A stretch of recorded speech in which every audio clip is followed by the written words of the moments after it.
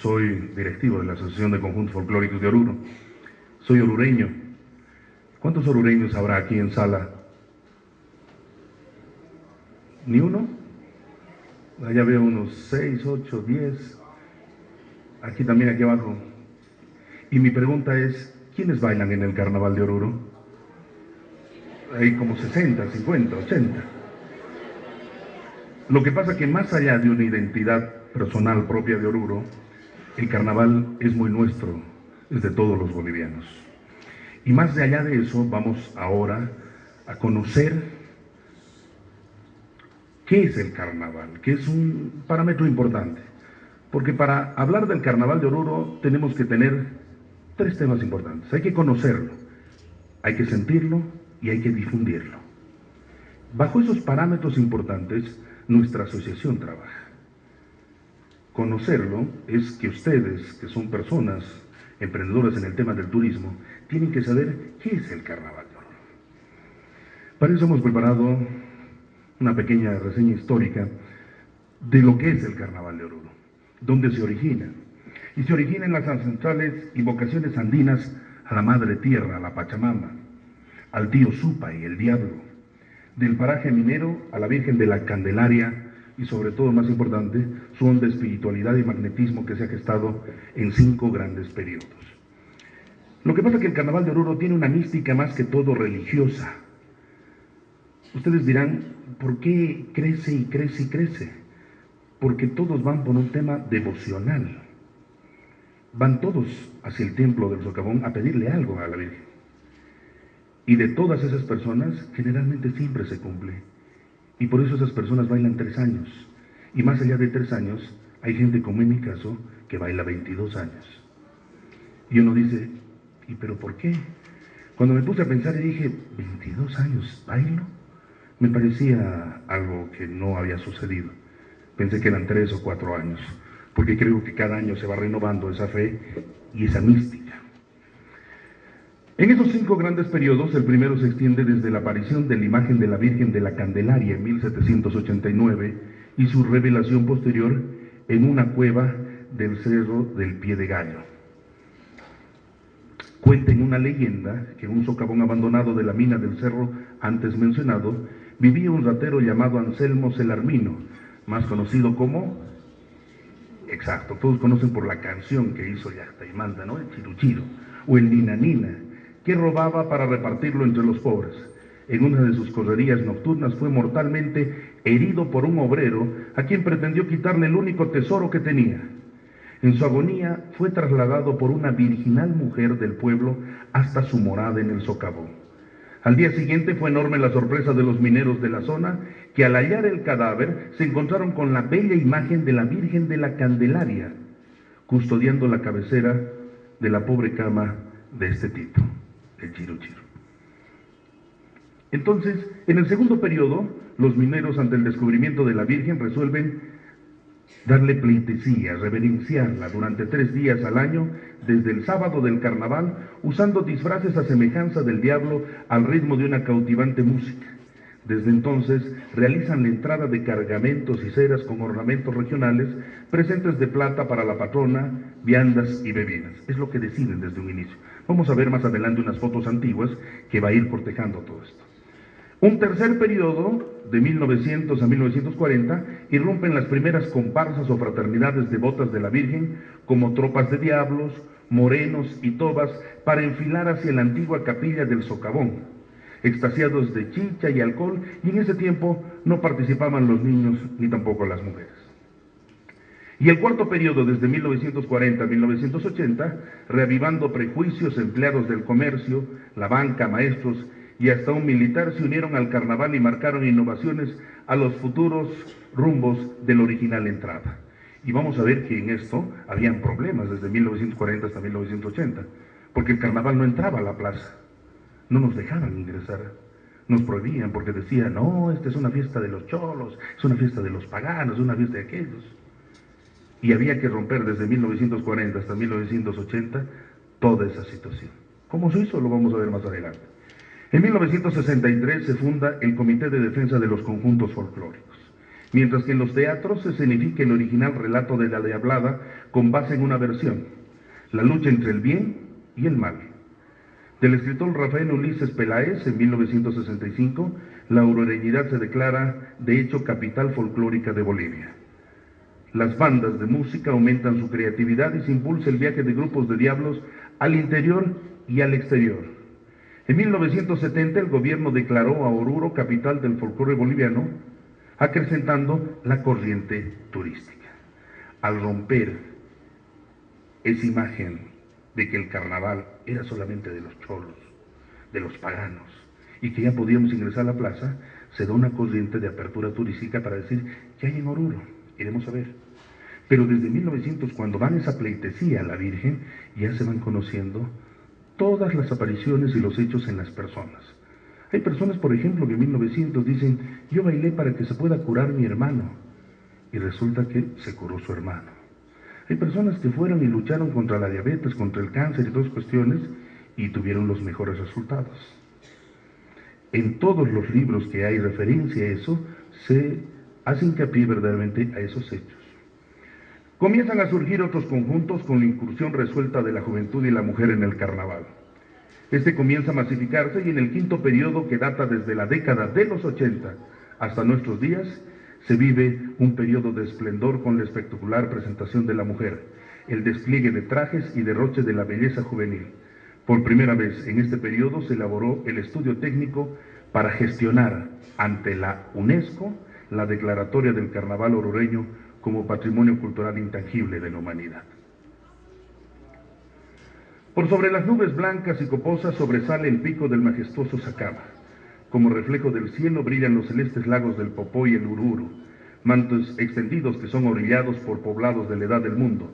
Desafiantes se yerguen hombres con raza pura, hijos de la tierra, dueños de su infinito universo, fuertes y recios gladiadores de su guerra contra las tempestuosas inclemencias naturales, amante conspiterno, idealista y silencioso, adorador de las montañas del limpio cielo y las profundidades de la tierra, postrado ante Inti, igual a su culto a Pachamama.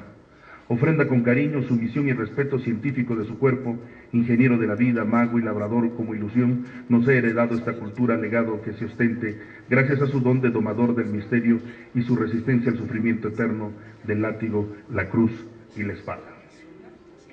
Oruro es el centro cosmopolita donde el hombre se vuelve universal, cuando comparte la magia del misterioso embelezo que produce la mística, tradición que lo envuelve dentro del torrente caudaloso de ansia, fe, devoción, civismo, sortilegio andino, propio y propio del mundo, mundo que comparte con el otro mundo, el de más allá, el de Europa, el de España, una vieja cultura que aprieta, que hace sangrar, que mata, que alienta a vivir con la muerte. Oruro cosmopolita, eterna villa que traza en las mentes inmejorable drama de diablos, sapos, víboras, hormigas, lagartos y ñustas. Hace hincapié especialmente a esto de los lagartos, de las víboras, y vamos a mostrarles unas fotos donde son las deidades culturales de Oruro, donde ahí está la corriente mística que la Virgen, ante esas tempestuosas que hubo, aplacó verdaderamente a las hormigas, esos maleficios que habían, y están en nuestras montañas que rodean Oruro. Es en estas latitudes que se funda el centro del universo, donde el caos y la calma se unen en raro equilibrio. Es aquí donde los hombres de aparente sumisión se paran omnibilando con su grandiosa fe prodigios sublimes que resisten al tiempo y la fragilidad de la memoria. En Oruro se asiste al ritual de los dioses domados, ángeles y demonios. Ostentan por varios días descomunal fortaleza, embriagados por el poder y el deseo de someter al bien o al mal. Bacanal espectáculo de grandeza se ve, se vive, se es, cuando apenas se deshile el telar de nuestra cultura para mostrarles orgullosamente de ser la capital del folclore boliviano y hoy en día patrimonio oral e intangible de la humanidad. Así es Oruro, añeja y de repente nueva, silenciosa y bullanguera, febril del alma religiosa y profunda. El Homo Ando tiene como herencia de esta raza su fortaleza, su religión, su fe, su tradición, su costumbre, su inigualable carnaval en honor, esto es importante, en honor a la Virgen de la Candelaria. Para todos los orureños la llamamos la Virgen Morena, nuestra mamita del Socavo. La Virgen del Socavón. ¿Qué nos representa para nosotros este tema importante? Huari, el semidios de la mitología andina, frustrado por su osadía romántica de tentar de seducir a Aurora o Alba, hija del astro rey, desencadenó una furia ante el pueblo de los Urus, entablando violenta lucha contra una angelical ñusta, belleza que venció al dios del mal. En el sur de la gigantesca serpiente, en el norte a un sapo y en el noreste a un inmenso lagarto y al este a hormigas hambrientas. Derrotando Huari, la ñusta se convirtió en una visión angelical de la Virgen protectora de Oruro. Por eso dicen que a Oruro llegaron estos males que estaban en el norte, en el sur, este y oeste. Ahí teníamos al sapo, el lagarto, la víbora, las hormigas, y que todas esas se han transformado. Por ejemplo, uno puede decir dónde están las hormigas, los arenales que teníamos y que actualmente siguen en la zona norte y otros en el lado oeste, continúan todavía otros arenales, y es el simbolismo de esas hormigas. Y también tenemos el sector de la víbora, que vamos a mostrarles unas fotos en unos minutos más. Estas motivaciones principales para la vigencia del carnaval orureño son la Virgen del Socavón, la Diablada, cuya presencia se debe a lo siguiente. Huari es dios de los Urus. Luego de la encarnizada lucha de resistencia contra los avances del cristianismo, al verse vencido, herida su dignidad, se aísla en las entrañas de la tierra, manteniendo así su soberanía entre las tinieblas del subsuelo, que es el reino de la misma. En principio, la presencia de Huari en los socavones mineros despertó temor y desconfianza, pero no tardaron los mineros en identificarlo por sus actos y conducta. Una actitud sumisa y de zozobra lo incorporan en su círculo llamándole el tío, el famoso tío de la mina. De esa manera el minero aseguró la complacencia de la divinidad, tocándole sus fibras íntimas de orgullo ancestral, logrando por lo mismo beneficio, recompensa en la entrada permanente de riquezas del subsuelo, de las que absoluto señor, el tío de las minas, es cuando los mineros se encuentran en el interior de las galerías del subsuelo, explica así Carlos Condarco, un historiador orureño, en uno de sus libros. El primero clama, Ave María Purísima, y es respondido con su tranquilidad, sin pecado concebido. Este es un saludo e invocación a la Santísima Virgen que protege a estos hombres del misterioso tío de las minas. Es una divinidad veleidosa que, si no estaba satisfecha con el comportamiento ritual de sus sobrinos, o sea, aquí hace hincapié a los mineros, manifiesta su enojo ocasionando derrumbes, desprendimiento de cayapos, de la bóveda, o lo hacer que los hombres se precipiten de las jaulas o los abismos del interior de la mina. O sea, eran castigados prácticamente. La versión criolla dice que aproximadamente hace 3 siglos, en el Cierro Pie de Gallo, se escondía un famoso malhechor apodado el Chirichur, quien en una desafortunada noche fue herido de muerte por un peón. El vecindario, al notar su desaparición, acudió a su guarida y encontraron sin vida al delincuente en su camastro, quien veneraba a la Virgen de la Candelaria en un paraje de una mina de plata que se existía por esos sectores. A partir de ese momento, el refugio se convirtió en un centro de romería y peregrinación. Más tarde, el sacerdote Emeterio Villarroel relató que el año 1789, el párroco Carlos Borromeo Mantilla recibió la confesión de un moribundo llamado Anselmo Velardino, apodado Nina Nina, muy conocido por sus fechorías, que al tratar de raptar a Lorena Chuquiamo, fue mortalmente herido por Sebastián, padre de su amada Nina Nina, también devoto de la Virgen de la Candelaria. Antes de expirar, confesó todas sus malas acciones, declarando haber sido socorrido por una hermosa mujer, vestida de negro, parecida a la Virgen, a la que prendía 2 cirios en lo alto de un paraje del Cerro de Pie de Gallo. De ahí entonces ya comienzan verdaderamente esa esencia religiosa de los cirios, de prestar la divinidad y la pleitesía hacia ese lugar. Hoy en día, por ejemplo, en la ciudad de Cochabamba, ha habido una imagen de un señor que comienza a derramar sangre y que llora. Y toda la gente fue a venerar esa imagen, ¿correcto? Y actualmente continúan en Cochabamba venerando esa imagen que sigue derramando sangre y todas cuestiones. Lo mismo pasó hace muchos años atrás, pero fue en Oruro. Y la gran diferencia es que más allá de la veneración, ingresaron los mineros bailando, vestidos de diablos, morenos y todas.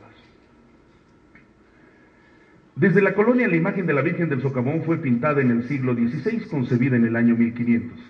Aproximadamente, don José Hermo Murillo afirma que los colonizadores a la Virgen de la Candelaria entre 1540 y 1550, al fundarse Oruro en 1606, se efectuaba su coronación oficial, lo cual fue comprobado por religiosos agustinos entre 1570 y 1600, que se efectuaba el culto a la Virgen del Socavón por conquistadores españoles que celebraban cada 2 de febrero honores a la Virgen del Socavón. Don Eduardo Campo Moscoso narra que el Carnaval de Oruro expresa el sentido religioso proveniente de una doble raíz religiosa, andina y católica. El catolicismo entró muy fuerte en nuestro país y nuestra visión andina también tuvo su presencia en ese entonces. Y la coordinación, tanto lo andino y lo católico, fue verdaderamente lo que acrecentó en que este carnaval tuviera su presencia majestuosa. Hay una devoción popular y es la fidelidad a la imagen que representa a Dios, su Santísima Madre o un santo de la Iglesia, fidelidad, devoción, que también se da por la copia de la Sagrada Imagen. Se demuestra la devoción popular por las ceremonias y otras manifestaciones para agradar a la Sagrada Imagen. A la Iglesia no desagradan esas manifestaciones. En el último caso, lo único que tiene que hacer es tolerarla. La fiesta dedicada a la Virgen del Socavón es realzada por los artesanos bailando en comparsas. De acuerdo con la tradición, el baile era la ofrenda de cada participante para la Sagrada Imagen como esfuerzo físico y económico. Según la creencia popular, con el baile devocional se expiaban los pecados. Para bailar en la comparsa de un gremio no era necesario pertenecer a ella, debía ser rodeado por los pasantes en mérito a que era un buen danzante. Un joven matrimonio, que es el pasante, con cierto prestigio en el gremio al que pertenecen el esposo con la responsabilidad de conducir en todos sus detalles, la fiesta dedicada a la Santísima Virgen del Socavón con sus propios pecularios y la cooperación de parientes y sus iguales en el gremio. En términos universitarios, el pasante es uno que ha terminado los estudios y trabaja con una guía profesional para optar al título académico. Era en ese entonces. De la misma forma, el matrimonio con los consejos de sus padres y padrinos asume la primera responsabilidad en su vida de casados como el primer peldaño para subir en prestigio dentro de esa escalada social que había en ese entonces. La Asociación de Conjuntos Folclóricos de Oruro comienza a trabajar para tratar de darle un realce internacional. En Bolivia todos conocemos el Carnaval de Oruro. Cada uno aporta con su presencia. Y lo más sobresaliente es cómo nosotros podíamos trabajar en un parámetro internacional. Ante la UNESCO hemos trabajado con especialistas para poder presentar todo el trabajo de lo que significaba el Carnaval de Oruro. La presencia de la gente en un recorrido de 4 kilómetros, estar 48 horas, 2 días, estar sentados, sin poderse mover, presenciando, participando, muchos de ellos bailando, haciendo su peregrinaje hasta el templo, y cada uno contando sus verdades y todo eso, fue un trabajo que se realizó con mucha calma y donde participaron muchas personalidades. Todo el pueblo boliviano participó, no solamente fueron los orureños, porque también hubo gente del interior que participó en esto, que fue la declaratoria de la UNESCO. Un jurado internacional de personalidades convocado por la UNESCO proclamó al Carnaval de Oruro como obra maestra del patrimonio oral intangible de la humanidad. El 18 de mayo del 2001 se transmitió la proclamación desde París, Francia. El jurado internacional fue presidido por el escritor Juan Goytocillo. El mundo artístico, cultural, académico y gubernamental estaba representado por el presidente de la República de Malí, Algo Omar Konare, el Kabaka de Uganda, su majestad Ronald Muwenda Mutebi Il, la princesa Basma bin Talal de Jordania, la cantante boliviana que estuvo con nosotros, Zulma Yugar en ese entonces, y porque era orureña, le dijeron, vaya usted en representación de nuestro, y el escritor mexicano Carlos Fuentes. El Carnaval de Oruro, al ser la conjunción de más de 28,000 danzantes, cerca de 10,000 músicos distribuidos en 150 bandas, baile callejero con un escenario repleto de más de 400,000 espectadores del país y extranjeros en casi 4 kilómetros. Todo este material se los presentó en video, en fotografía, para que los de la UNESCO puedan evaluar esa declaratoria. Hubieron muchos intentos en nuestro país que varios carnavales han intentado de presentar a la UNESCO, pero todavía continúan con las observaciones correspondientes porque les dicen falta esto, falta aquello. De nosotros fue un largo viaje en poder organizar y hacer eso, de cómo poder demostrar que habían 400.000 espectadores. Inclusive hay una cifra que puede ser más allá de 500.000 que asistan, porque año que pasa el carnaval se va llenando. Y año que pasa, todo lo que es hotelería es lo que colapsa. 3 días antes ya no hay nada. En el día del carnaval uno quiere comer algo, ya no hay nada. Los puestos ambulantes, los móviles, usted le pregunta, señora, ¿tiene una salteña? Mire, mi hijo, fue la última que acabo de vender. No hay. Recuerdo que el año pasado unos amigos me dijeron, ¿y pudieron comer algo? Sí, encontré unos choclitos ahí, nada más. Colapsó. Y lo que pasa es que va colapsando. Ustedes van a ver que el gran boom en Oruro es la construcción. Uno va a Oruro y dice, por favor, véndame una bolsa de cemento. No, no hay, señor. No tienen cemento, no. Porque las últimas 500 bolsas se las vendí al edificio del frente. Y porque siguen construyendo y siguen edificando. Inclusive hay gente que ya tiene un departamento de 5 habitaciones, llega la época del carnaval, reducen a 2.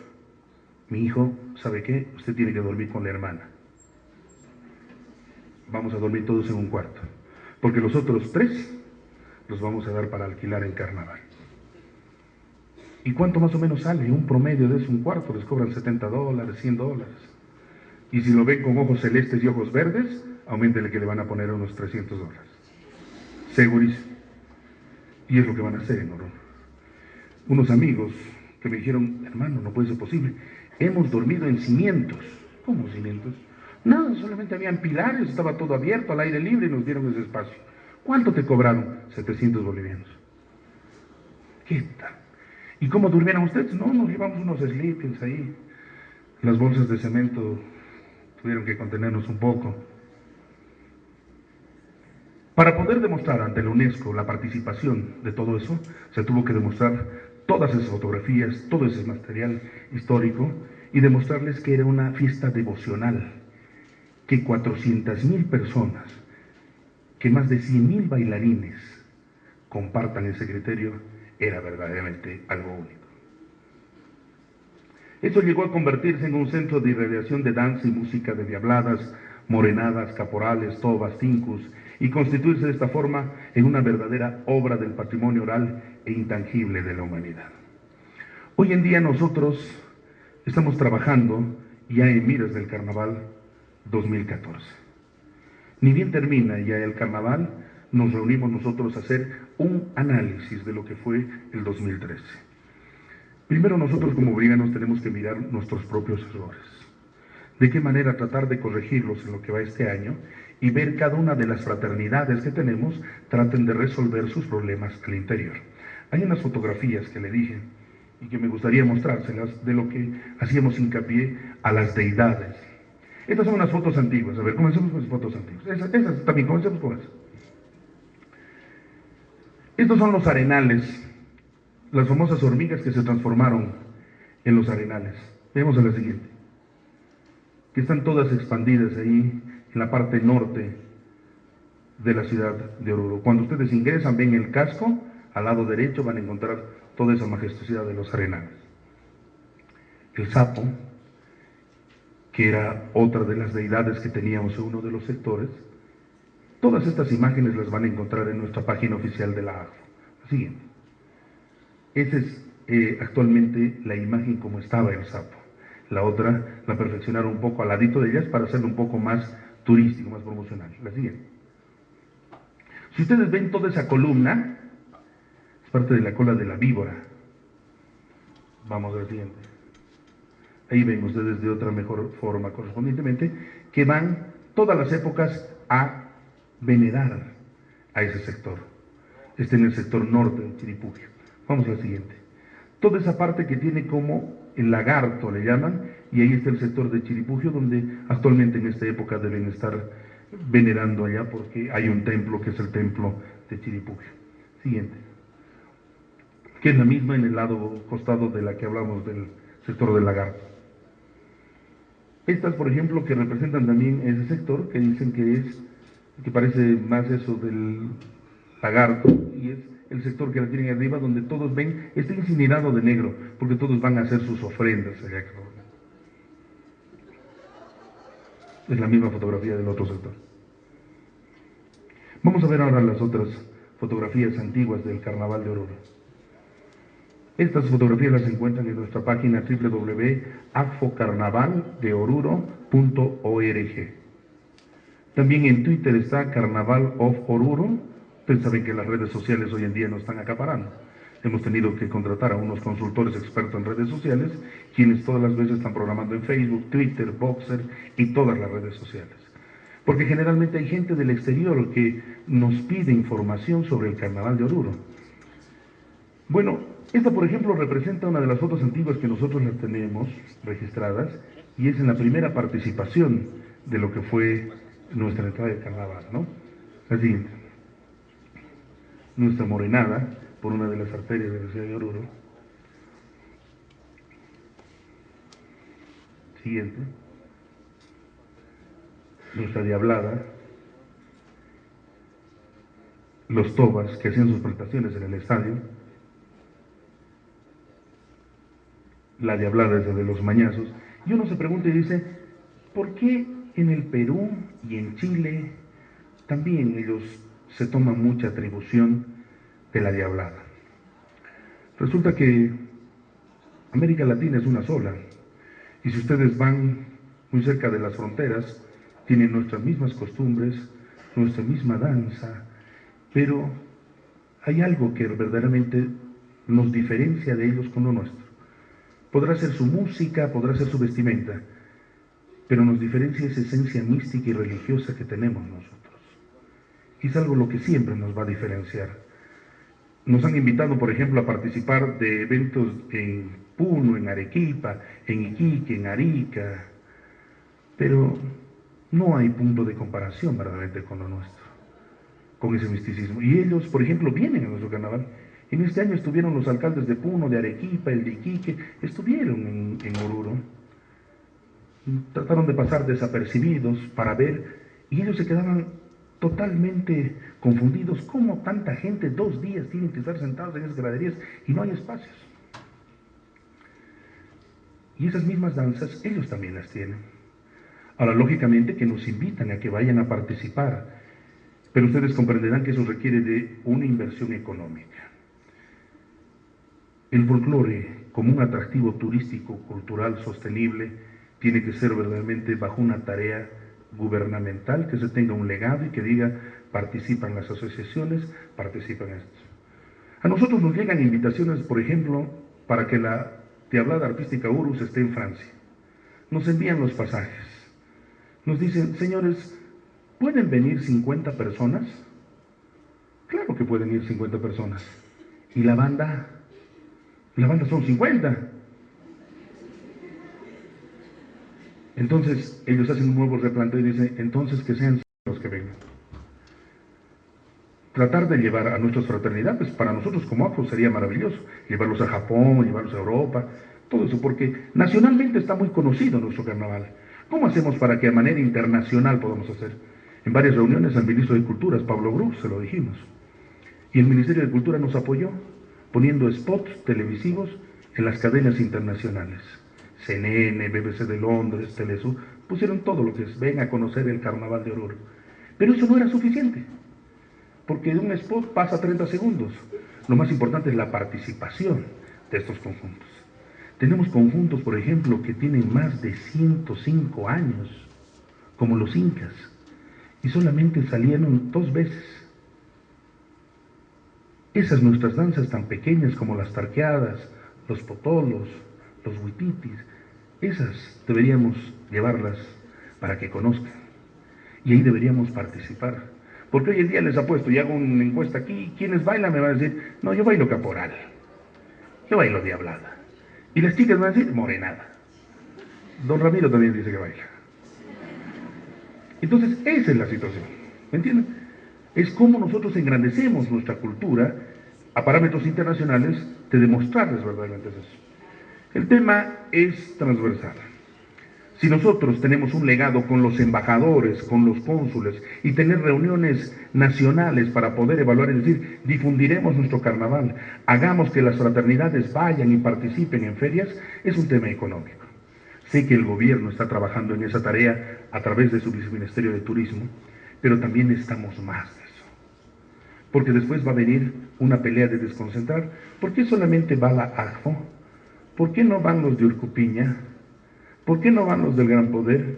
¿Por qué no van los de Cochabamba? ¿Por qué no van los de Santa Cruz? ¿Por qué no los de Potosí? Entonces tiene que haber una reunión nacional. La ACFO es una asociación. Sobre eso se ha tratado de llevar adelante una federación nacional de las asociaciones, donde sí hay presencia de eso, pero no se ha podido llegar a grandes acuerdos porque ustedes comprenderán que la Asociación de Conjuntos tiene filiales de La Paz, de Cochabamba, de Santa Cruz, que son los mismos que participan en sus festividades de sus regiones, que también participan allá. Por eso considero que debe ser una norma gubernamental con la participación de todos, donde participe Cancillería y poder llevar a internacional. Por eso decía que el carnaval hay que conocerlo. Si uno conoce un poco de su historia y todo eso, va a poder darse cuenta de lo que significa eso. El sentirlo es el poder participar en una fraternidad y bailar. Cuando ustedes bailen en eso se van a dar cuenta de esa efervescencia que hay. Pero eso tiene un costo, porque al bailar le vas a ir a pedir algo a la Virgen, le vas a decir, por favor, que me aprueben en la escuela hotelera, que pase, genial, Virgencita, y prometo voy a bailar 3 años, así 3 años continúa en la escuela, ¿verdad? Si lo intentas vas a tener esos resultados. Por eso hay que sentirlo. Y la otra fórmula es difundirlo. Creo que es un deber, y más que un deber, es una obligación como bolivianos de difundir nuestro carnaval. Yo les pregunto, ¿qué hacemos por nuestro carnaval? ¿Qué hacemos cada uno de nosotros por nuestro folclore? Somos los primeros en criticar, en decir, Chile se está robando nuestra diablada. El Perú, han entrado esos diablos ahí en el Zambódromo. Y yo les digo a ellos, ¿y tú qué haces por defender algo nuestro? A ver, dime. Nosotros como institución grande, ¿qué hacemos? Un comunicado, vamos a hacer, luchar, que es lo nuestro, conferencias de prensa, y listo. Pero debería ser una tarea de cada uno de nosotros como bolivianos, de defender lo nuestro, de defender nuestra música, nuestro folclore, nuestra vestimenta, nuestra tradición. Los cachamambinos están preocupados porque el pique macho ya hay en el Perú. Es la verdad, están preocupados. ¿Y cómo hacemos para defenderlos? Cada uno de nosotros tenemos que hacer algo por nuestra nación y por nuestro país. Bueno, me someto a las preguntas que ustedes tengan para poderles responder, así con toda la claridad que tengo. Por favor. Buenos días. Tomando un punto bien importante que se trata sobre la economía de la ciudad de Oruro, si bien el Carnaval de Oruro es un atractivo turístico sostenible de nuestro país, ¿qué hace o de qué modo la Asociación de Conjuntos Folclóricos hacen que esta ciudad tan rica, hablando de folclore y hablando también de turismo, qué es lo que hacen como asociación ustedes para que esta ciudad, que en realidad es tan pobre y sufre como lo que ustedes dicen, que son tantos años que ya se vive el carnaval en esta ciudad y bueno, que representa a nuestro país mundialmente hablando, todos los años repetitivamente se tenga que ver esa pobreza en la ciudad y bueno, de tal modo también se ve esa pobreza en el mundo, se refleja esa pobreza, ¿no? Al no encontrar buenos alojamientos, al encontrar calles tan sucias, al encontrar gente tan pobre. Gracias. Bueno, yo le digo que yo lo voy a tomar por el otro lado, porque al decir pobre, yo creo que Oruro es muy rica. O sea, rica porque tiene esa manifestación. Pobre porque verdaderamente debería ser un emprendimiento empresarial de tener hoteles. La AFO no puede hacer hoteles. Nuestro deber es organizar 48 conjuntos, 200, 400,000 personas que estén bien sentaditos, ¿no? Y que entren los diablos. Imagínense si tuviéramos que ver el tema hotelero nosotros. No, o sea, no. Pero la influencia, ¿cómo hacen ustedes como asociación grande que tienen ese movimiento? ¿Cómo ustedes influyen ante las autoridades, ante los gobiernos? Le explico, le entendí su pregunta y su respuesta. Hay una ley donde el Carnaval de Oruro, en su elaboración, participan tres. La ACFO, el Comité de Etnografía, que se encarga prácticamente de que la ropa de todos sea la adecuada, correcta, que no hayan cambios. Hay algunos conjuntos, por ejemplo, como unos caporales que tienen así dos SS, que parecen alemanes, que siempre le ponen unas cosas así, ¿no? Entonces, ellos, por ejemplo, etnografía se encarga de sancionar y decir, tienen que sacar esto, no hagan esto, ¿entienden? Y la alcaldía municipal es la que se encarga verdaderamente de todo eso, de que las calles estén limpias, de que hayan baños móviles, pero eso ya ha ido mejorando. Yo creo que hubo un pequeño problema con una comunicadora social de Santa Cruz que utilizó los mismos términos que usted acaba de decir. Ella dijo que era una ciudad fétida, Oruro. Le hicieron un juicio en la fiscalía. Ella, por ejemplo, no puede llegar a Oruro porque tiene mandamiento de apremio. ¿Y por qué? Porque dijo eso, y la que le hizo el juicio es la alcaldía. ¿Y por qué? Porque la alcaldía demostró que no era una ciudad fétida, que tenía ornamentos móviles y que estaba en eso. Lo que pasa, comprendan, es un tema muy humano. No es que aquí hay decadencia de las autoridades, que nadie quiere mejorar. 400,000 personas.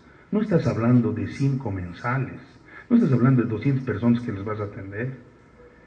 500,000 personas sentados ahí que necesitan baños, hoteles y todas esas cuestiones. Es una vez al año. Todos vuelcan sus esfuerzos para ir a Oruro, todos. Entonces esa manifestación va creciendo. Y así como va creciendo, también nuestras reuniones de nosotros se enfocan directamente en el tema artístico y folclórico, de hacer que siga creciendo, que siga viniendo. Nosotros vamos a estar enfocados en traer más gente, ténganlo de seguro. Nuestras autoridades gubernamentales, departamentales, tienen que estar encargados de resolver esos problemas que usted los ha planteado. ¿Otra pregunta? Sí. Quería hacer una consulta. ¿Cómo ha tomado más o menos la Asociación de Conjunto Folclórico de Oruro cuando ha salido esta nueva norma de medio ambiente, de conservación del medio ambiente? Me refiero prácticamente al uso del plumaje, por ejemplo, de los animales. ¿Cómo lo ha tomado? ¿Cómo están ustedes concientizando a los bailarines?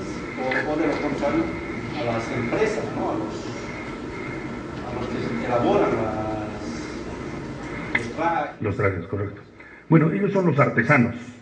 Nosotros contratamos los servicios de los artesanos para que nos hagan la vestimenta, ¿correcto? Entonces, y resulta que nosotros tenemos, todos los años hay un joven que dice que es de una fundación, no recuerdo su nombre, que se viene y hace lío. Los quirquinchos acaban de matar quirquinchos, los flamencos acaban de matar flamencos. Pero todos los carnavales en la misma historia. Faltando 2 días antes aparecen todos los medios de comunicación. Este año, menos mal que no apareció. Menos mal. Les digo, pero menos mal, ¿por qué? En el buen sentido, porque hablé con él en una presentación que hicimos en el Radisson aquí. Vinimos y presentamos el Carnaval de Oruro como una estrategia. Y le dije, qué mala estrategia de usted de venir y decirnos esto. ¿Por qué no hacen un levantamiento de que en la Morenada, los Cocanis, cuántas matracas de quirquinchos hay? Hagan una codificación, nosotros ya la tenemos. Y recién usted va a poder decir, ah, hay uno más o hay otro más. Eso viene de su ancestro. Si usted pregunta esas matracas de los quirquinchos, se lo dio su tatarabuelo. Los tobas tienen ahí sus plumas que siguen conservándose y son antiguos. Ahora, lógicamente, que hay algunos artesanos vivos que están metidos en eso, lógicamente. Pero a ellos hay que hacerles un censo.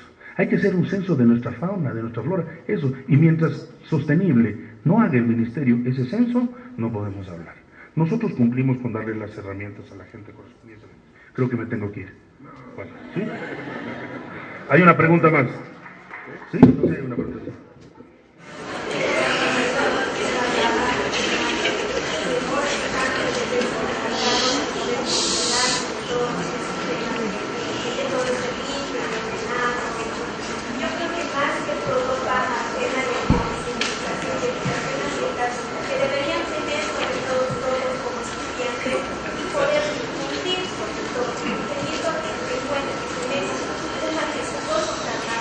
Deberíamos mantenernos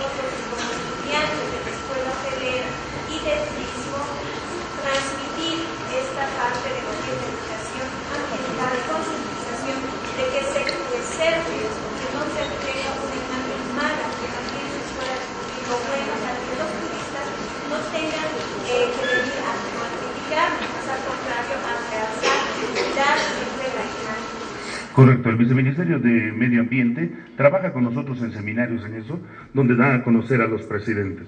Pero nosotros tendríamos que hacer de reunirlos a todos los tallarines. Por eso les decía yo, y recuerden bien, ¿qué hacemos nosotros como bolivianos para aportar a nuestro folclore? Eso deberíamos hacer.